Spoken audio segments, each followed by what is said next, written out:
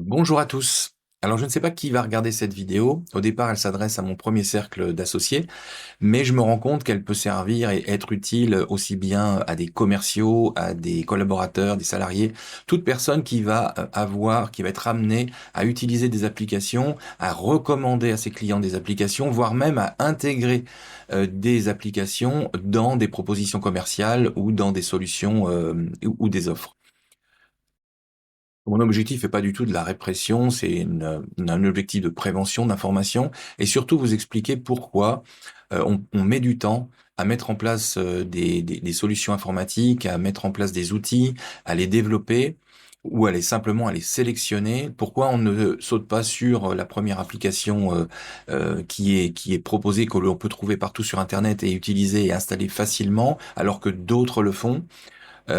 Pourquoi j'ai souvent une attitude qui est stricte, rigide à cet égard, et disons-le, chiante, je le reconnais, mais voilà, pour moi, c'est quelque chose qui est important, et je voulais vous montrer un exemple de la démarche que nous faisons lorsque nous sommes amenés à sélectionner des applications ou voir comment on peut mettre en place des solutions et des outils pour que vous compreniez mieux comment on fonctionne et pourquoi ça prend du temps.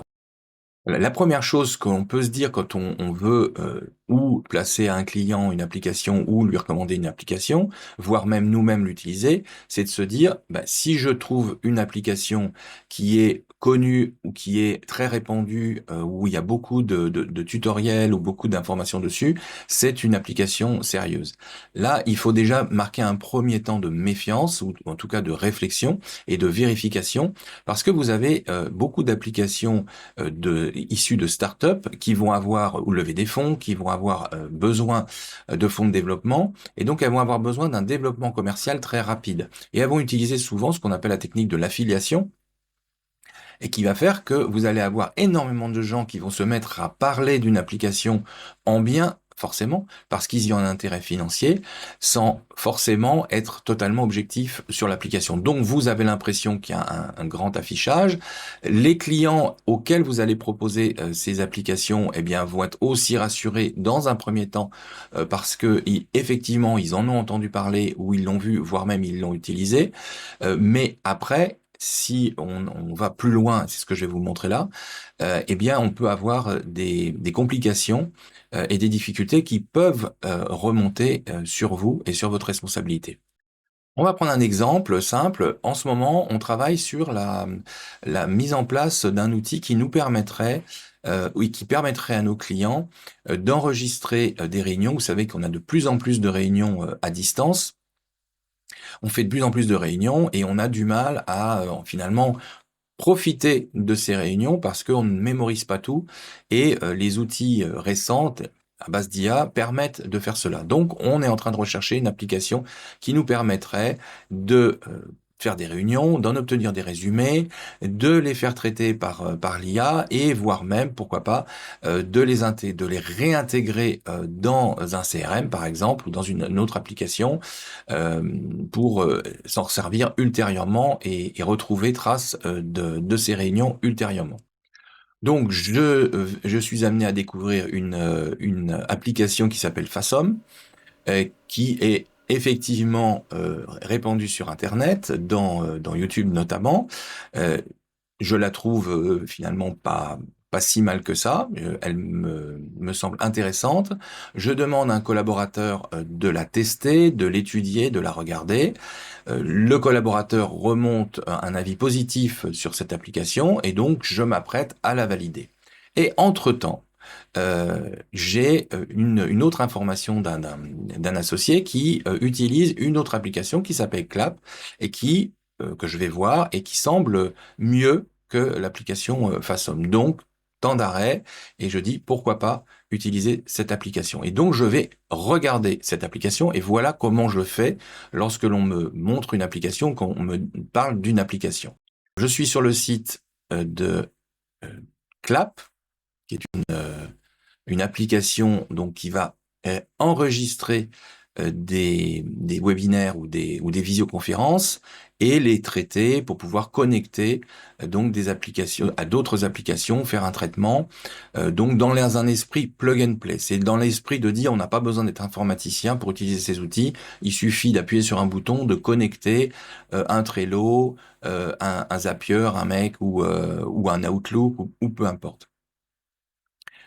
Et donc moi, la partie qui m'intéresse, c'est la partie de connecteur en fait qui s'appelle Zapier, Make ou N89, qui permettent en fait de refaire une espèce d'aiguillage vers d'autres applications puisque notre CRM que nous utilisons n'est pas suffisamment connu et répandu pour être nativement intégré dans cette application Clap et dans les applications. Donc on doit passer par un intermédiaire qui s'appelle Zapier, Make, etc. Et je regarde et une première chose m'interpelle sur le tableau des fonctionnalités.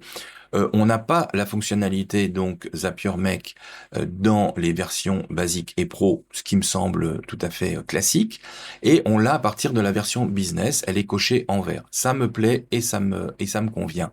Mais je vois dans la colonne de droite entreprise un prochainement, c'est-à-dire que là il y a une première interrogation à se faire, c'est que l'application, enfin le module, l'option, elle est disponible pour une version inférieure tandis qu'elle est indisponible pour une version supérieure. Donc pour moi, c'est un premier signal de problématique. Donc je me rends sur la page des fonctionnalités, en l'occurrence sur la partie CRM, et qui m'intéresse, et je regarde quelles sont les possibilités. Je vois le logo Zapier. Je me rends sur le site de Zapier et je tape dans les applications Clap, et je ne vois pas l'application Clap disponible. Donc, une seconde indication de problème, en tout cas, quelque chose qui ne va pas et qui cloche. Donc, je continue mes recherches et je trouve un article du support de cette entreprise qui permet effectivement de créer une automation avec Zapier, donc les connecteurs Zapier.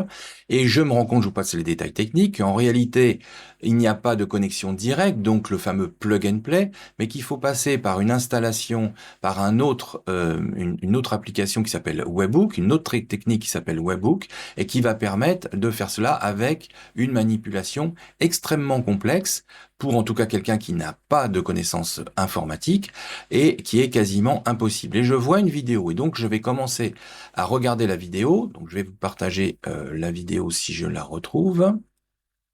Voilà la vidéo et je vais vous faire écouter si j'ai le son. Voilà, j'ai partagé le son. Je vais vous faire écouter la voix en fait de la personne. Ce qu'il faut bien écouter, c'est l'accent de la personne. Hey, so here is a quick lab to show you how you can leverage Clap Webhooks with any tool of your choice to automate your meeting follow-ups. So in this example, Bon, là, je pense qu'il n'y a pas besoin de beaucoup d'écoute pour comprendre que la personne n'est pas américaine ni anglophone, contrairement à ce que le site pourrait laisser penser. Je crois reconnaître une intonation francophone qui m'est bien familière, n'est-ce pas? Je m'en vais regarder les infos légales, qui c'est la deuxième partie en fait. Donc techniquement, j'ai un souci parce qu'en fait, la promesse commerciale euh, je me dis en fait, ils ont été plus loin que ce qu'ils ne peuvent faire aujourd'hui en réalité. Moi, ça me pose un problème par rapport à la philosophie de l'entreprise. Donc, je vais regarder les conditions légales. Bon, déjà, je vous signale, je pense malheureusement, je peux pas déplacer ma vignette image, mais en fait, si vous voulez, cette bannière qu'on voit en bas à gauche, elle n'est pas légale, puisque vous avez un bouton accepter tous les cookies et vous devriez avoir, ça c'est la loi, un bouton refuser tous les cookies. Soit on n'a pas du tout de bouton accepter tous les cookies, soit on a les deux. Je vais regarder les informations légales et sur les sites américains, très fréquemment, vous avez les terms and conditions qui sont l'équivalent finalement des informations légales. Donc ça c'est assez classique. Ce qui m'interpelle, je vais essayer d'aller un peu vite. Je vois donc dans l'article 13 sur la juridiction, je vois quelque chose qui m'interpelle en disant que finalement en cas de litige ou de problème ou de contestation, eh bien la procédure sera faite devant en France devant le tribunal de Paris, puisque l'entreprise, évidemment, en tout cas la proposition de l'entreprise est régie par les lois françaises et notamment le Code civil. Et là, j'ai vraiment un problème à ce moment-là, parce que c'est la partie juridique, on va dire, la partie légale, et la partie légale qui implique celui qui revend, qui place ou qui donne en toute confiance à un client l'usage de cette application. Il n'y a pas les mentions légales obligatoires donc que l'on a en France. Et donc je vais vous partager l'écran. Mais avant de partager l'écran, en fait, je fais un raccourci sur ce que j'ai fait. J'ai fini par trouver la société Clap, donc qui est effectivement bien une entreprise française à Saint-Mandé, donc qui est régie et qui devrait avoir les informations légales sur son site internet. Donc je vais, pour vous démontrer que cette information est obligatoire, donc je vais sur le site du gouvernement du service public.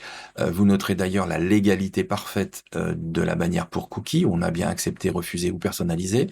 Et vous voyez qu'il y a une possibilité, en tout cas, d'amende de 75 000 euros pour l'absence de mention légale. Et vous me direz, oui, mais ça, on s'en fout, on risque rien, ils vont pas vérifier tous les sites internet. Donc là, je suis sur sur un site qui est un site juridique qui relate un article d'une avocate sur un jugement, un référé du TGI de Paris en 2017 sur l'absence de mention légale qui constituait un comportement déloyal. Donc, le jugement rappelle évidemment les 75 000 euros d'amende potentielle pour ne pas avoir affiché les mentions sur le site internet, mais c'est pas ça qui a été en fait jugé et qui a été sanctionné. C'est 6 000 euros. Déjà, c'est pas 75 000, c'est 6 000, mais c'est quand même déjà une belle somme. Et c'est pour ne pas avoir mis à disposition les mentions légales. Et là, on parle même pas du RGPD, c'est vraiment de la loi pure des obligations que l'on a à faire quand on a un site internet commercial. Le problème, c'est pas tant les 6 000 euros qui ne nous concernent pas, ni même ce cas-là. Et vous me direz, oui, c'est 2017, c'est loin. Sauf qu'entre-temps, moi, j'ai pas été voir. J'imagine qu'il y a eu d'autres jugements plus récents dans le même ordre, puisque ce jugement va probablement faire jurisprudence. Euh, Ce qui est intéressant, c'est que le site internet CLAP que l'on voulait utiliser, eh bien, et tombe potentiellement, en tout cas en théorie, sous le coup de ce type d'infraction. Et donc, en recommandant à un client cette application, en l'intégrant dans une prestation globale, eh bien, on crée une faille, on crée un défaut de précaution, un défaut de conseil qui est l'obligation d'un commercial ou d'un professionnel de conseiller son client. Et donc, par ricochet, si l'entreprise avait un problème, quel qu'il soit, et se retournait contre celui qui lui a vendu ou recommandé ou intégré cette application, eh bien par ricochet, la procédure remonterait et on pourrait être sanctionné, l'entreprise ou même l'individu s'il s'agit d'une entreprise individuelle. Et le plus triste finalement dans tout ça, c'est que cette application Clap, qui est une application française, et ils auraient dû jouer, mettre en avant ça justement, eh bien, elle est parfaitement techniquement et sur le point de vue RGPD top. Et moi, je ne pourrais que recommander cette application parce que elle appartient à un éditeur français, que les serveurs qui sont utilisés, ça je l'ai vu, je vous le montre pas, mais je l'ai vu, sont des serveurs certes Amazon américains, mais qui sont sur des serveurs hébergés en Europe, donc avec bon un petit risque, mais quand même qui est très faible. Donc sur le plan de l'application, sur le plan de sa fonctionnalité, du juridique, on va dire RGPD, tout est OK, sauf que l'attitude et à la fois commerciale d'avoir mis en avant des fonctionnalités qui ne sont pas accessibles immédiatement ou en tout cas aussi facilement que la promesse qui en est faite. L'absence d'informations légales me font mettre un frein, en tout cas à la diffusion de cette application auprès des clients.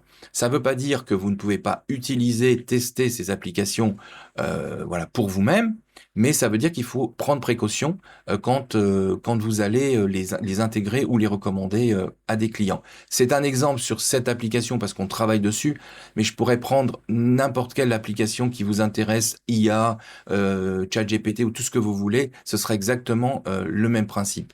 Ce que je voulais faire passer comme message aujourd'hui, c'est vous faire comprendre, vous expliquer pourquoi on prend du temps pour mettre en place des choses, pourquoi on va refuser une application qui paraît extraordinaire, qui est utilisée par d'autres communautés, par d'autres entreprises, et pourquoi nous, on va faire le choix de ne pas utiliser celle-ci et utiliser une autre application similaire qui va peut-être être moins fun, moins jolie, moins ergonomique, mais qui va en tout cas nous garantir que nos clients et nous-mêmes n'engageons pas notre responsabilité en cas de difficulté juridique en particulier. Voilà, je vous remercie de m'avoir écouté et je vous souhaite une belle journée, une belle soirée, une bonne nuit, enfin un bon moment à venir. Voilà, à très bientôt.